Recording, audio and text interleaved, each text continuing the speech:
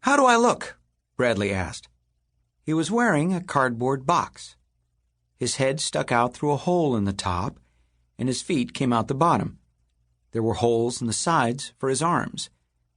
Bradley had pasted pictures of Presidents George Washington, Abraham Lincoln, Theodore Roosevelt, and Thomas Jefferson on the 4 sides. "You look like a box of cereal," Nate said. "What are you supposed to be?" asked Lucy. Bradley grinned. "I'm Mount Rushmore," he said. It was Halloween, and the kids were getting dressed at Nate's house. They were going to the Shangri-La Hotel. For Halloween, the building had been changed into a haunted house. All the kids they knew were planning to be there. Bradley's twin brother Brian was dressed as an astronaut. A clear plastic salad bowl covered his red hair. He pretended to breathe through a vacuum cleaner hose taped to the bowl. His shirt and pants were covered with tinfoil. Lucy was dressed as Sacagawea. She wore a fake leather dress and moccasins and had her hair in a braid. Nate had wound strips of rags around his face and body. "Guess what I am?" he said. "Raggedy Andy?" Brian joked. "No, I'm a mummy," Nate said. The 4 kids were best friends. Bradley and Brian's older brother Josh was pals with Dink Duncan, Lucy's cousin.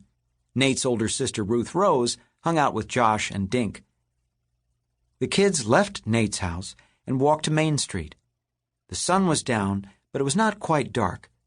They waited at the traffic light in front of Howard's barber shop. "Dink told me there's an ogre's cave inside the hotel," Lucy said. "The ogre is guarding a basket of candy. If we steal candy without getting caught, we get a prize." "Cool," Brian said. "We get candy and a prize." When the sign said walk, they crossed Main Street and headed to the Shangri-La Hotel. They stood behind some bushes and looked at the hotel. "It does look haunted," Lucy said. Bats, witch faces, and skeletons peered out the windows. Thick cobwebs hung from the front door. Spooky music came through hidden speakers. A tall green ogre stood at the door. The monster had a lumpy green face and a fat belly.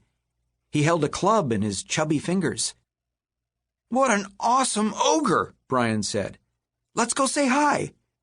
"Maybe not," Nate said. "I don't hang out with ogres."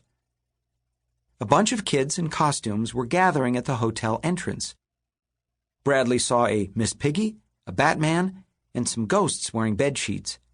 The ogre opened the door and let a few of the kids inside. One of them was wearing a red cowboy hat. "Hey, that's Luke Sanders from our class," Nate said, pointing.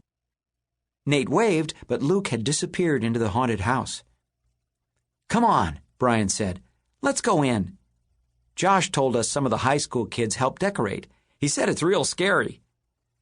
Just then the hotel door creaked open. More kids went inside. The ogre stayed outside. He waved at Bradley, Brian, Nate, and Lucy.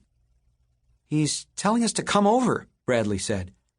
I'm not sure," Nate said. "I mean, I don't mind being scared, but that ogre guy is too creepy. Maybe I'll just hang out here." Lucy took Nate's hand. "Come on, Nate. It'll be fun," she said. "And friends stick together. If you don't go in, we won't go in either." "But I want to go in," Brian said. "I want to steal the candy and get a prize." He looked at his brother.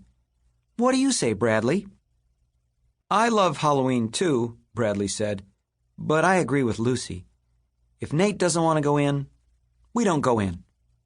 "Maybe later," Nate said. "I just need to think about it." The kids sat near the bushes and kept their eyes on the haunted hotel. The ogre kept his eyes on them.